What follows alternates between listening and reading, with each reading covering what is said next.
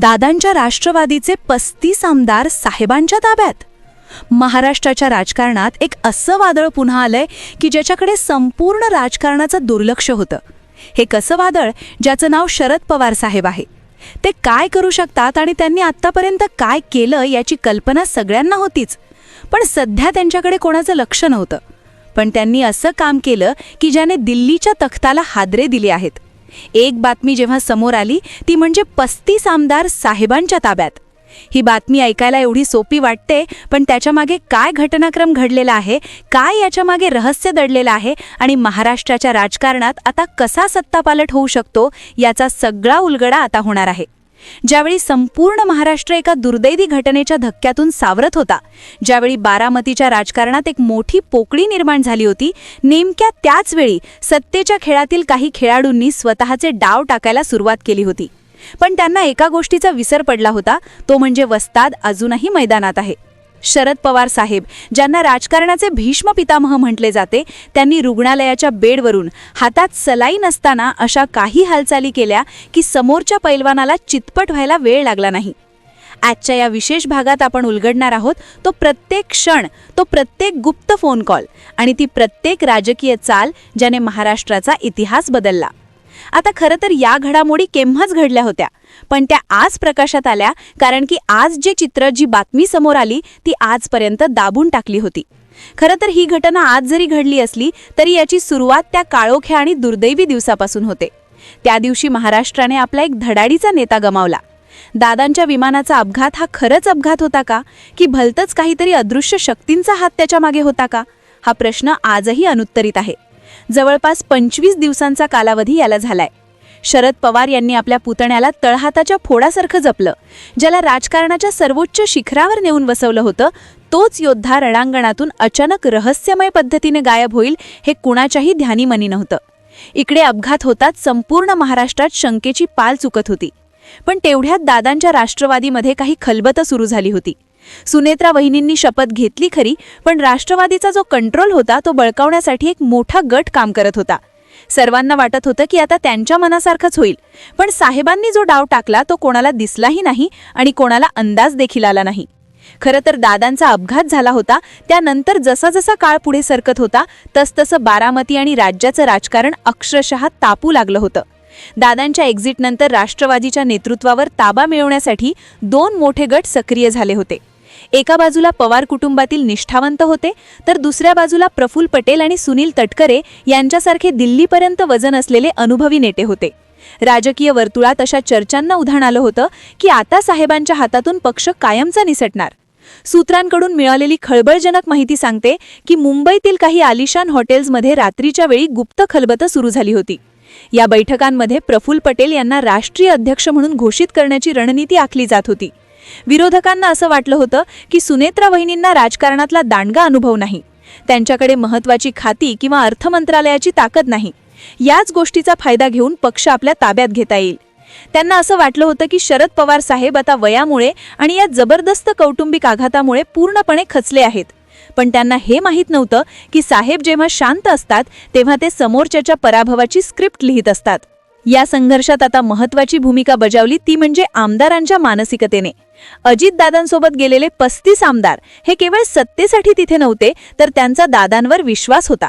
पण दादांच्या जाण्यानंतर या आमदारांना पोरकं वाटू लागलं. या पोकळीचा फायदा घेऊन पटेल आणि तटकरे यांनी या आमदारांना आपल्या गोटात खेचण्याचा प्रयत्न केला. पण याच वेळी साहेबांनी आपली पहिली चाल खेळली.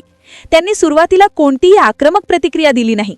त्यांनी उलट हा केवळ एक अपघात आहे असे सांगून सर्वांना गाफील ठेवले.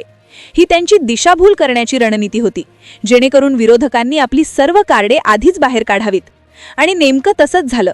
विरोधकांनी घाईघाईत बैठका घेतल्या, सत्तेची वाटणी सुरू केली आणि नेमक्या याच वेळी साहेबांनी रुग्णालयाच्या बेडवरून आपली चक्र फिरवायला सुरुवात केली. रुग्णालयातील ती खोली म्हणजे आता महाराष्ट्राच्या राजकारणाचे मुख्य केंद्र बनली होती.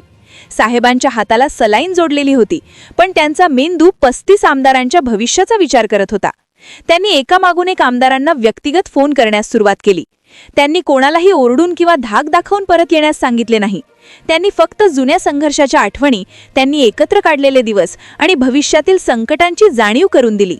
साहेबांचा तो एक फोन कॉल आमदारांसाठी भावनिक साध ठरला. त्याच वेळी राज ठाकरेंचे एक विधान राज्याच्या राजकारणात जणू काही बॉम्बसारखे धडकले. मराठी माणसाच्या पक्षाचा अध्यक्ष हा मराठीच असावा, कुणी पटेल नसावा. हे विधान म्हणजे साहेबांनी दुरून चालवलेले एक अस्त्र होते असे बोलले जाते. या विधानामुळे त्या 35 आमदारांसमोर मोठा पेच निर्माण झाला. जर त्यांनी पटेलांना साथ दिली तर त्यांना आपल्या मतदारसंघात मराठी अस्मितेचे गद्दार म्हणून हिणवलं जाईल अशी भीती त्यांना वाटू लागली. या दबावामुळे आमदारांचा संयम सुटला आणि मग सुरू झाला तो ऐतिहासिक यू-टर्न. राजकारणात भूल दिल्याशिवाय शस्त्रक्रिया करता येत नाही हे पवारांना चांगलंच ठाऊक आहे. साहेबांनी 35 आमदारांना केवळ साथ घातली नाही तर त्यांना त्यांच्या भविष्यातील राजकीय असुरक्षिततेची जाणीव करून दिली. प्रफुल्ल पटेल आणि सुनील तटकरे हे नेते दिल्लीच्या राजकारणात सक्रिय आहेत, पण ग्राउंड लेवलवर आमदारांना जी मदत लागते ती साहेब किंवा दादाच देऊ शकत होते. दादांच्या जाण्यानंतर आमदारांना आपला आधार हरवल्यासारखं वाटत होतं.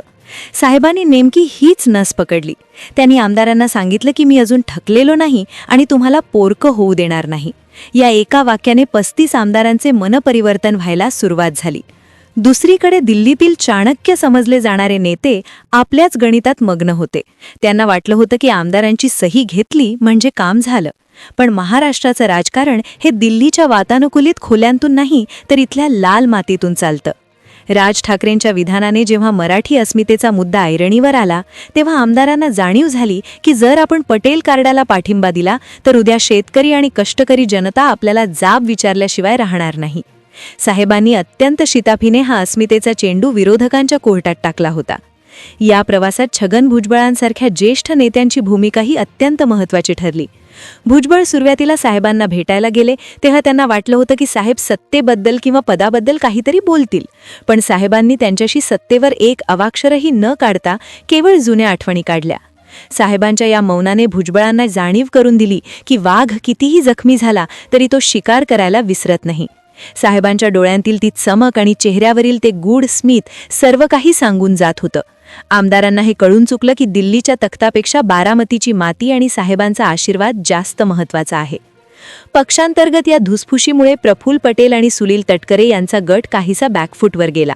त्यांनी शेवटचा प्रयत्न म्हणून दिल्लीतून दबाव आणण्याचा प्रयत्न केला, पण साहेबांनी आधीच 35 आमदारांची किल्लेबंदी केली होती. या आमदारांना आता कळून चुकलं होतं की जर आपल्याला राजकीय अस्तित्व टिकवायचं असेल तर साहेबांच्या शब्दाबाहेर जाऊन चालणार नाही. मुंबईच्या त्या काळोख्या रात्री सिल्वर ओकच्या परिसरात जी हालचाल सुरू होती ती पाहूनच अनेकांना अंदाज आला होता की गेम फिरला आहे.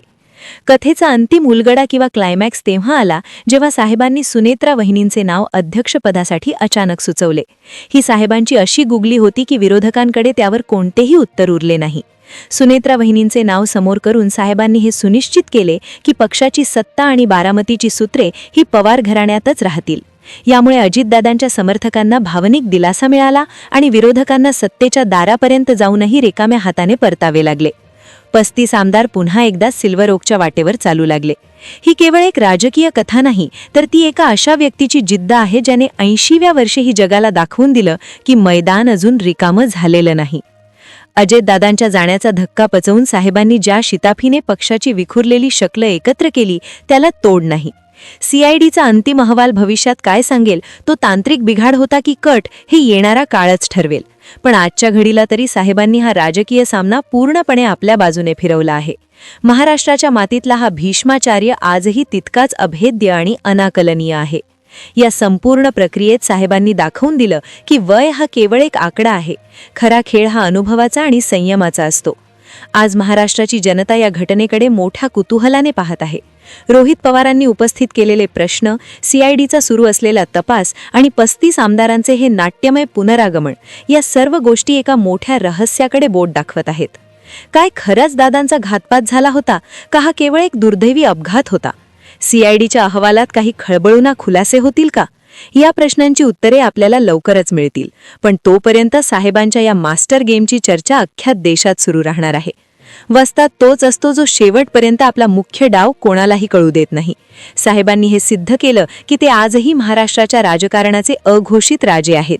त्यांच्या चेहऱ्यावरचं ते गूढ स्मित सांगून जात होतं की खेळ संपलेला नाही तर त्यांनी फक्त नवीन खेळाची सुरुवात केली आहे. मित्रांनो, राजकारणातील या घडामोडी केवळ सत्तेसाठी नसतात तर त्या अस्तित्वासाठी असतात. शरद पवारांनी आपल्या अस्तित्वावर प्रश्नचिन्ह निर्माण करणाऱ्यांना आपल्या कृतीतून चोख उत्तर दिलं आहे. मित्रांनो, ही सगळी माहिती ऐकल्यानंतर एक गोष्ट मात्र नक्की जाणवते. राजकारण हे केवळ आकड्यांचा खेळ नसतं, तर ते भावना आणि टायमिंगचं गणित असतं. साहेबांनी ज्या पद्धतीने आमदारांची तटबंदी पुन्हा उभारली ते पाहून भले भले राजकीय पंडितही चक्रावून गेलेत. पण इथे एक मोठा प्रश्न उभा होतो. हा केवळ योगायोग आहे की नियतीचा खेळ? अजितदादांच्या अपघाताची बातमी असो किंवा त्यानंतर झालेली ही गुप्त खलबतं, प्रत्येक वळणावर एक नवीन रहस्य दिलेलं आहे. काहींना वाटतंय की हा साहेबांचा मास्टर स्ट्रोक आहे, तर काहींना वाटतंय की हे राजकारणातलं एक मोठं कारस्थान असू शकतो. पण तुम्हाला काय वाटतं? दादांचा तो अपघात खरंच एक तांत्रिक बिघाड होता की त्यामागे कोणती अदृश्य शक्ती काम करत होती? आणि सर्वात महत्त्वाचं म्हणजे या 35 आमदारांनी घेतलेला हा यू टर्न महाराष्ट्राच्या हिताचा आहे की फक्त सत्तेचा खेळ? मला कमेंटमध्ये नक्की सांगा, कारण तुमचं मत या विषयाला एक वेगळी दिशा देऊ शकतं. कारण तुमच्या कमेंट्स वाचायला मला नक्कीच आवडेल.